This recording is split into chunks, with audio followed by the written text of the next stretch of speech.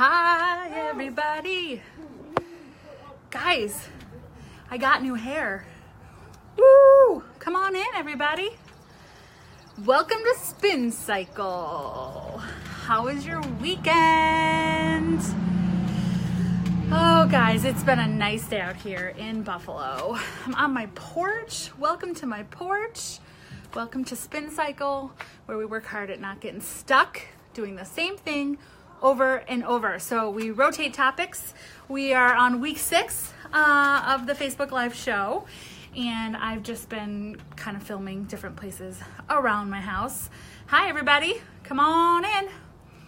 It's a beautiful day in Buffalo. We have a little bit more daylight left, so I thought we'd film out here tonight. And while we're waiting for everybody to come on in, I thought I would share a couple. I know, sorry, Jesse and Bob. You guys aren't really gonna like this, but I brought a little show and tell. A couple of my favorite beauty products right here. This is just kind of show and tell for a second. Hi, Patty. While everybody's getting ready to come on in, I found this the other day. Jergens Instant Sun Self Tanner. I almost went to work with orange hands today. But I found this at Walmart. I like it a lot. We also have Mega Full. Hi, Patty. This I like because my hair is very thin and I've been squirting it in there. Hi, Scotty Boo. And you can also get this at Walmart.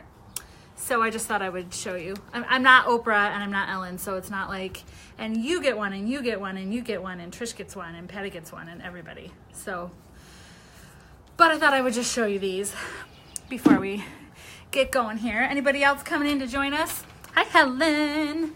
All right, since you're on, why don't you just practice with your comments and we'll all take a turn saying our favorite color. Okay? So type your favorite color in there.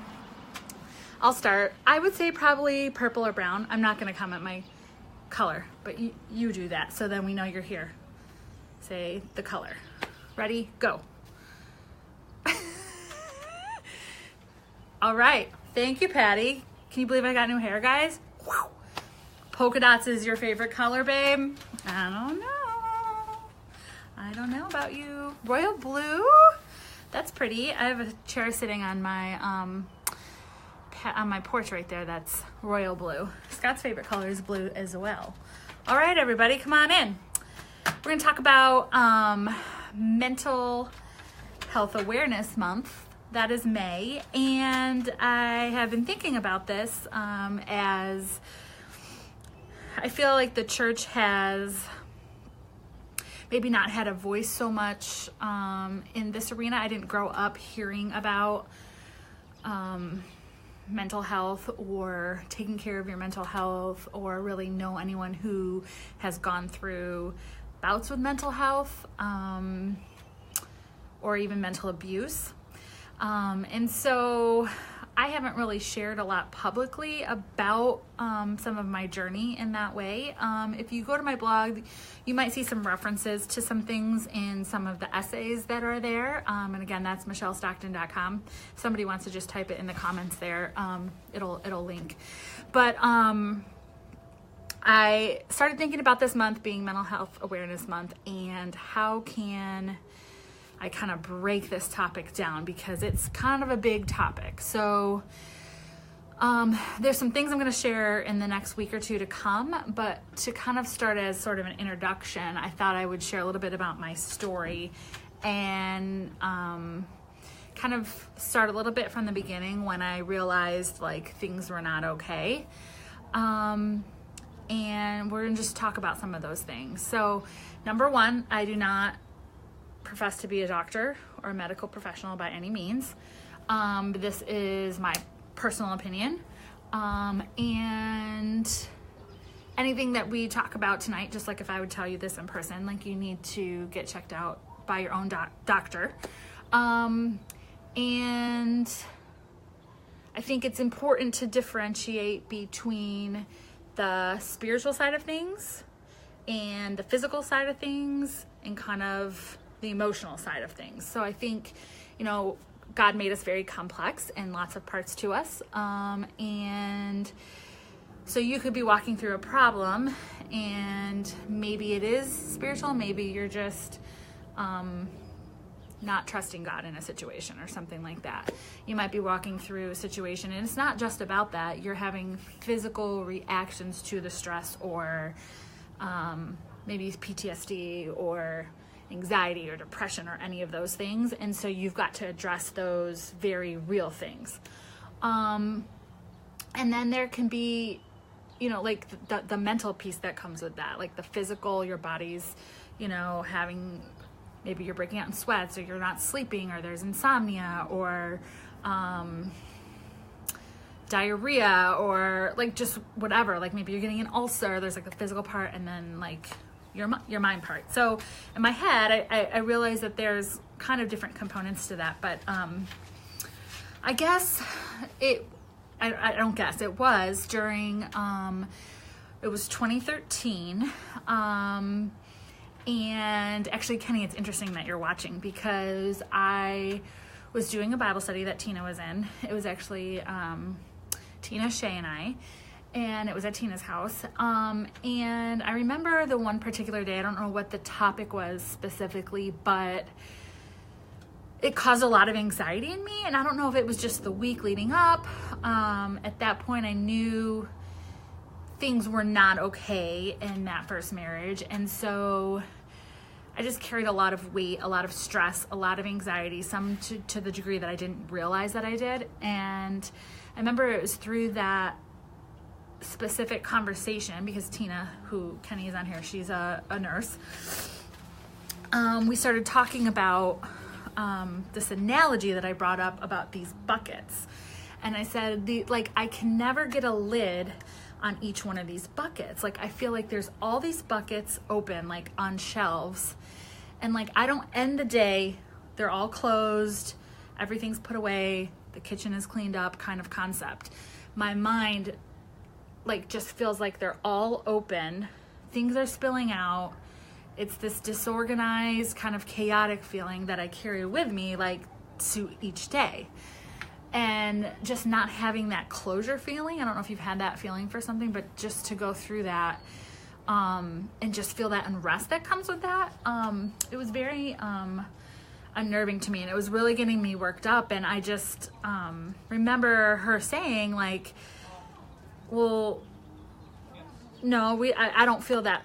I don't necessarily feel that same way. And so it was just through that conversation that I realized, number one, like, that was not everybody's perspective or experience. And it was basically through that conversation then that I said, like, I think something else is wrong. Like, if this isn't how everybody functions, then something else is wrong. And I think it's probably time that I go talk to my doctor about it.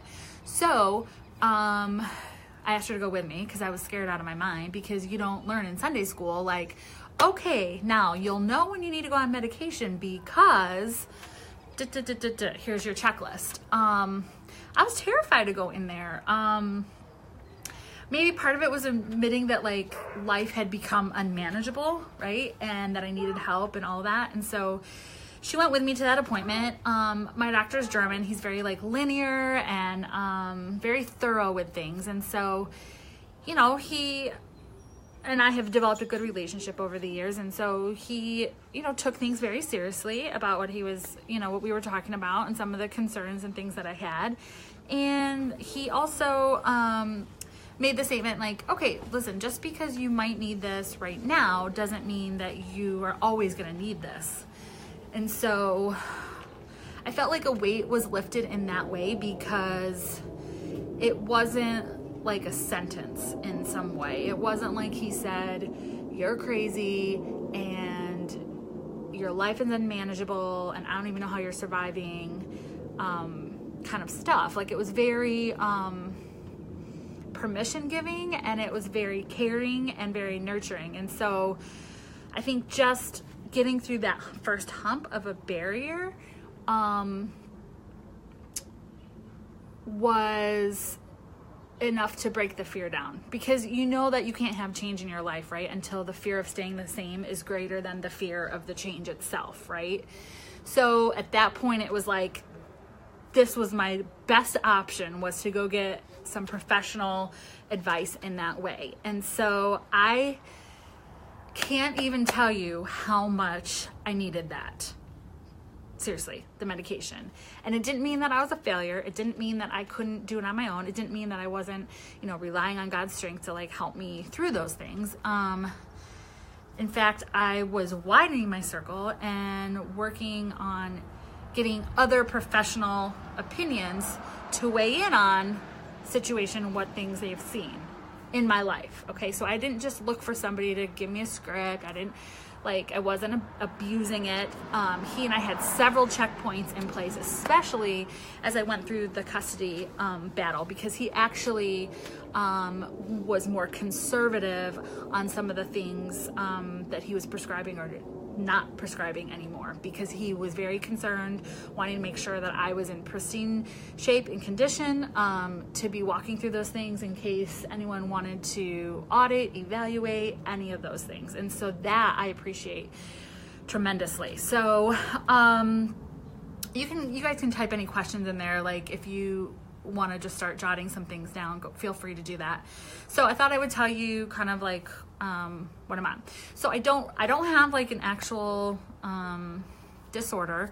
I just struggled with a lot of anxiety and depression. I don't know if it's just because of my makeup, of how energetic I am, or if it has to do with like being type A or type B. I just know that I can get very overwhelmed. The only way I can describe it is those buckets where it feels like they're all spilling over and there's no closure on things. So whether that's emotional closure, most of the time it is emotional closure. I'm a very sensitive and very empathetic person, which is why I got into a ton of trouble with a narcissist, which we'll talk about later, because that's, I did want to sleep a lot. I think that was kind of my way of medicating. I did sleep a lot. I scaled a lot of things back. I talk a little bit more about that in some of the essays on the blog, but I did take a nap every single day. Not necessarily because of like overt depression. Like I would still do things, go to work and those kind of things. But if I would mentally get overwhelmed, like I didn't drink, I didn't do drugs. I would go sleep. I would go take a nap. So, I guess there could be other harmful things, but, I kind of just started napping when the babies napped, and then I just never stopped. But if you ask my mom though, like I've always kind of had a predisposition to like needing a lot of sleep. Like, so I don't know, but you could sleep a lot, like if you're going through a depression. So, sorry about that. I lost my train of thought. If you have any other questions, you can type them in there. I was going to talk to you about what the doctor prescribed me. So, and if you have any other questions or you want to message me or DM me privately, then that's fine. Okay, so one medication I'm on that we haven't talked about is my thyroid medication, because I have Hashimoto's. So that's a separate issue. But we're talking about what I take for my mental health, and that is sertraline. So it is a generic of Zoloft, which is a very like mild kind of drug. And at one point I was prescribed Xanax for kind of acute panic attacks. It was a very limited amount. My doctor was very cautious and concerned about how many of those pills that he would let me have and what I was taking, and if I was taking a half or what have you. Those were very strong. I did not feel like I needed them, but I could definitely see if you're having full-blown panic attacks, how you would need that. So I do know your situation, Suzanne, and when you go through a huge breakup, a fraction like that, separation, I think all of those things were happening to me at the same time. So that was in 2013. So I've been on that medication since then. I think that God in his sovereignty kind of knew the landscape of the situation, because I don't think that I could have gone through the divorce, the custody trial, the settlement, even all the allegations, and not even allegations, but actually all the arrest, the conviction, all of that of my ex, sentencing, all of that at the same exact time. So the good news is that I didn't have to go through all that. It was kind of like, piece by piece. That's an interesting question. So was I afraid of being alone?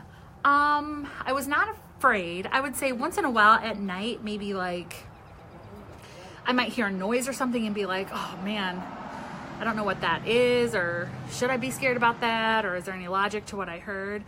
But as far as just like not having a partner, kind of like feeling of being alone, I didn't, because like the mental abuse was so bad that it felt like a weight was lifted off me. And I know not everybody's situation is like that. Like sometimes you don't choose that, and so your hurting is like a different version of that. So for me, like having a lot of oppression and control and manipulation and abuse, like mental abuse,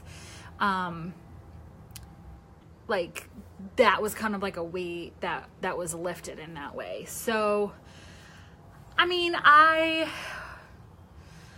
will say I was lonely in the sense of like it was weird to kind of sleep alone, or to not have some, like, so I would put pillows in my bed and line them up so that I would feel like I was a little bit more secure in my bed. So maybe try that. Sometimes it's like that big bed in the big room and it's quiet at night, and I can see totally like how your mind would go there. But I really just was content with being on my own, because at that point I had gotten to realize that I could take care of myself better than my ex could take care of me, financially, spiritually, emotionally, all of those things. So I was really like pushed to a tipping point. I will say that I never felt like that lifting or that call kind of on my life of being a wife was ever really lifted from me. So I kind of always knew like that God had designed me to be that way. So in that way, it wasn't like I just forgot about like what it would be like to be married or those kind of things. I don't know if that makes sense or not, but I never really felt like that was over. But at the same time, I was like, I'm done. I don't need anybody. Like, and Kathy, you're a great testimony to that, because, and you can absolutely encourage Suzanne in that, because it is insane. It is like the choppiest whitewater rapids you have ever experienced, and you absolutely feel like you're going under every single day. And for Suzanne, this is very new. Kathleen, I know, like, you can look back on that. You have some traction now a couple years ago to be like, thanks for that question too. The kids are continuing to adjust as far as like their dad. Silas pretty much knows, he's in 5th grade now, so he pretty much knows all of it. He didn't until about, I don't know, maybe 6 months ago. Sophia does not, only because she's female and because his propensity is toward females of her age. I don't want to scare her, so she does not have that kind of information. Anyways, so that is kind of what I'm on. I wanted to just talk about that whole concept of medication, because there's lots of things out there. There's one side of the argument, take care of it this way, or maybe you could just, eat better, get more sleep, or do your devotions, or pray harder, or have more faith. And all of those things are important. Those are all part of it, but God made us how he made us, and sometimes we need other help. I'm not saying that you should run to the medication as your first option. I think one thing that's important to clarify, and I use this principle with the kids a lot, is that God made our emotions, right? Like that's how he made us. We have a range of emotions to experience. So this is normal. This is not normal. Okay, does that make sense? So we can have good days, sad days, seasons of life, you know, you experience death and loss, and things are kind of like up and down and up and down, but these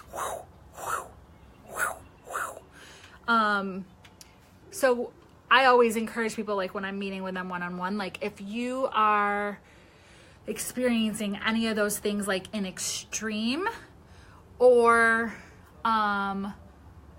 for longer than probably you should be, so like the duration, or like you're going down but you're staying down like too long, or let's just say sleeping, like you're noticing that like, okay, maybe like it's been, you know, I haven't gotten out of my pajamas in a couple of weeks, or I don't know, just you'll know in that way. And I just think that it's important to recognize that this is okay, right? That's how God made us. But staying this, like these spikes or like the acute like panic attacks where you physically cannot take care of yourself, where you're not able to breathe and you're just having like this onset of nowhere, like you've got to talk to your doctor about that. So hi guys, thanks for joining us.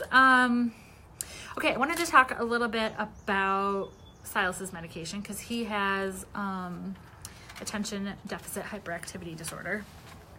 And so some of you might have known at the beginning of the year, school year for the fall is when we started him on his Ritalin.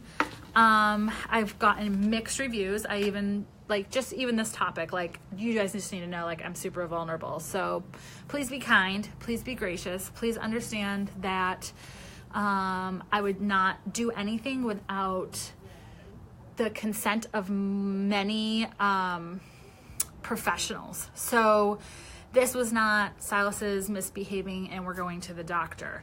This has been an ongoing conversation with school professionals for several years, actually even records going back to kindergarten for him, but not really having the right people at the table until this last school year at the end of 4th grade with a teacher that really had like the right connections and the right order of things to do and hoops to jump through. And so then we really started looking at that. So as I've done more research, like again, I'm not a doctor. I do not have the corner on the information of, you know, ADHD. It's just what I've personally learned and what I can tell about my child, and you parents know what that's like. So basically, his executive functioning, which is like that frontal part of his brain, like when you have ADHD, like you are, I'll just say, for this is like layman's terms, stunted in that way. So I want to say, I don't know, hun, if you remember, I don't know, Scott, if you're still watching,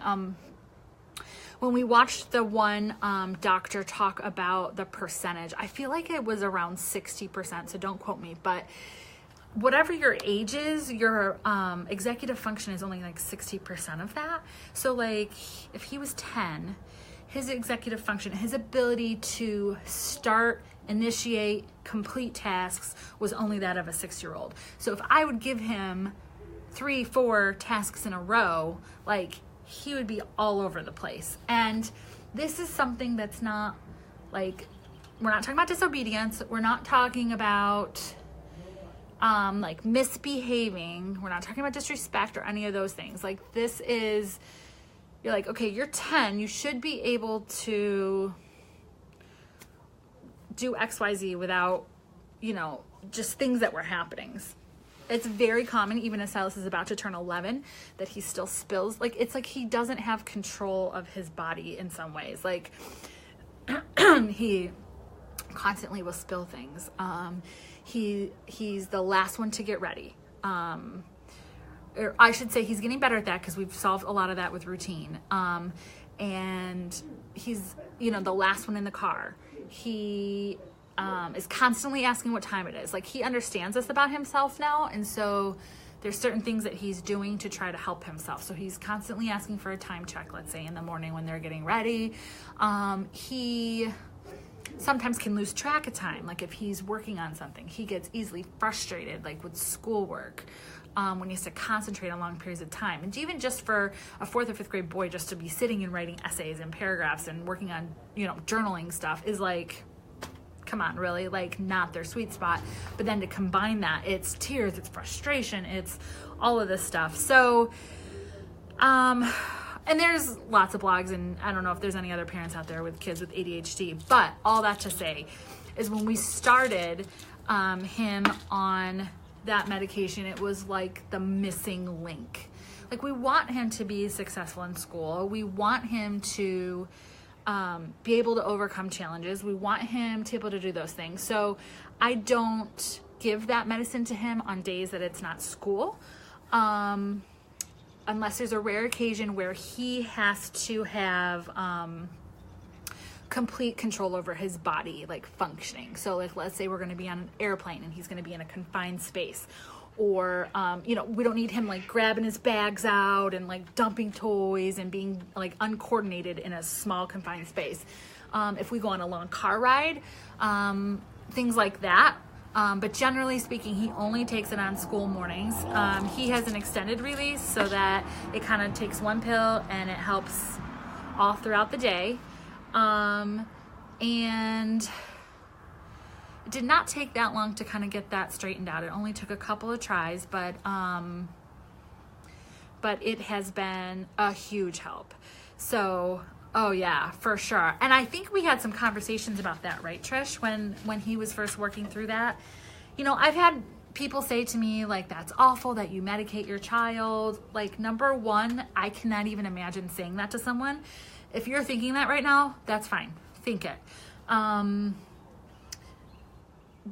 Just be kind, right? Like, I don't know that I would never be that bold to just say that to someone. I've had other people say, well, can't you just control it with their diet? Like, don't give them sugar. Like, if anyone knows Silas, he eats so many fruits and vegetables. He will randomly declare days that he's a vegetarian. The child would much rather eat fruit than candy. So, does he eat candy? Sure. Does he have sugar? Sure. He had a brownie for snack tonight.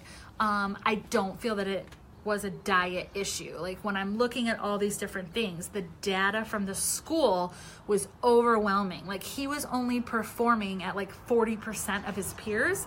And so some of you guys know that, like, not intellectually, because intellectually, if you know him, like he's a brilliant kid. Like he wants to be an engineer, but because of being constrained by time and space, that was starting to limit him. And so when I said that this teacher was the one that really, at the end of 4th grade, helped get over that hump, it was because she knew that middle school was around the corner and he was going to have a hard time, like, showing what he was capable of with the constraints that were coming.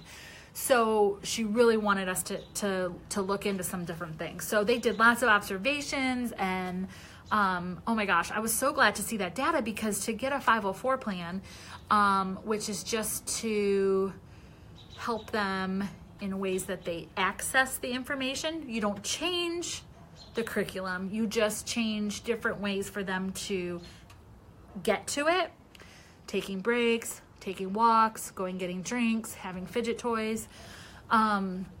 So it's not an IEP. We don't change the content. The content is all the same. The curriculum is all the same. They just change how and that's a New York State thing. I don't know if that's across states for any of my friends that are out of state. Anyways, all that to say was she knew that it was coming, because middle school he was gonna have to be self-initiating so many things. So how did I get from there to there?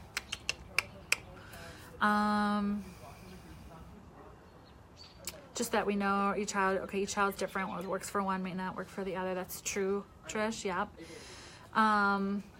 Does Franklin have an IEP? Yes, and Amy's on there. Hi, Amy, I miss you. You can come say hi. We're talking about Mental Health Awareness Month. I have mental health issues. You do? Yeah. Hi. A scout bit me. Okay, the dog bit you. Are you all right? I don't think I'm gonna live. Stop it. You're fine. Get a Band-Aid. Drink some water. Are they gonna say anything? they do. They've been commenting. It's over here. It just is kind of slow. My battery's going to go soon, so we're going to wrap that up. But we're just talking about why medication is not a scary thing, and why... Dude, medication is so scary. It can be. Because they're trying to, put me on that stuff. Well, we'll talk about that some more. Yeah, if you guys have anxiety or depression, it stinks. It sure does. Sometimes I don't know how to deal with it, and I go in, big fix of rage. Mm-hmm. But I've been doing better. You have been doing better. People don't really realize that, it's a real thing. A lot of people, use the term and, say that they have stuff that they really don't. Right. And, it gets tossed around a lot. Yeah. It does. But I think it's always important to come back to center and know that you've got to involve a lot of professionals. You can't just jump to, to medicating. You got to really know what you're doing. So, yes, I would say, I guess the takeaways for today would just be, if you are concerned about yourself, if you are staying down for too long, or your family or friends are noticing things, or maybe you're just at a place where you're kind of scared, yeah. And if you've been in that situation, Charity, you'll know, because I cannot tell you how much. I'm hopping off of the kind of closing thoughts for a second. My analogy of the buckets, not being able to put lids on them. I would say the first couple days, I could not believe how much that medication helped me. It made my thoughts go from scrambled to linear. And it wasn't the same reaction if I got stressed out about something. It was I could clearly help myself figure out the next steps without a major freak out blow up. So the only way I can compare it to is if you have glasses, and it was that first time when you got glasses and you knew you didn't even realize you couldn't see until you put those on, and then you were like, oh my gosh, I had no idea my eyes were this bad, or I had no idea that I couldn't see. It was that same kind of concept for me. So the takeaways. So talk to your doctor about it. Talk to a counselor. This is not medication just fixes everything. We were made for community. We're made to be in community. And so you need that. You need, all these different parts of community to really be the best versions of ourselves. So talking to your doctor, talking to a counselor, or a psychiatrist, any of those kind of thing. Talking to a faith leader. It doesn't mean that you're just okay, great, so I don't have anxiety anymore, I don't worry, I don't need to pray about things because I'm not worried anymore, or this or that. It's all parts of us, of how God made us. So you really are going to have to think about kind of surrounding yourself with a team. Yeah, we absolutely can talk about it more. And I think just know that you're okay, just as from one person to the next. Just if it happens, it happens, and you're going to have to be okay with that and know that this is how you're going to get help, right? If it was for your kid, you would do what you needed to do if you knew something could help them. And so when you were trying to self-care that way, it should be the same principle, just say, yeah, accountability partner, and just saying, I need some of that help. So, I don't know. I feel that, is that enough closure? Now I'm just wait, is the bucket closed? Is there a lid on it? Is there a lid on the bucket? You guys have been very nice and gracious and kind. Yeah, get you some people. DM me if you want to talk a little bit about it some more. I'm going to go check on putting kids to bed and things, so I don't know if I'll be able to chat tonight, but I'm pretty quick. No? Right? Guys, I'm pretty quick texter, and responders. So thanks for watching. I will say we are doing a mom squad and a giveaway. I'm super excited to partner with Vintage Stamp Jewels. My friend owns one of the top Etsy stores, and she has been featured on the Today Show for Mother's Day gifts, and also on what's the other place? Macy's. They've done pop-up shops for her. So we're giving away this beautiful charm necklace. And you got to go online to the survey to nominate the mom. So do that, and you could win that. I'm going to read all those submissions and pick the mom that best fits those categories about encouraging and inspiring and all of that. And so you can follow the links. I got them all over the place. I got it on Instagram and Facebook and the blogger page and all of that. So go on there and nominate a mom, and then I'm going to draw the winner on Mother's Day. So enjoy your night. Look, we're out of time and we're out of daylight. So have an awesome night.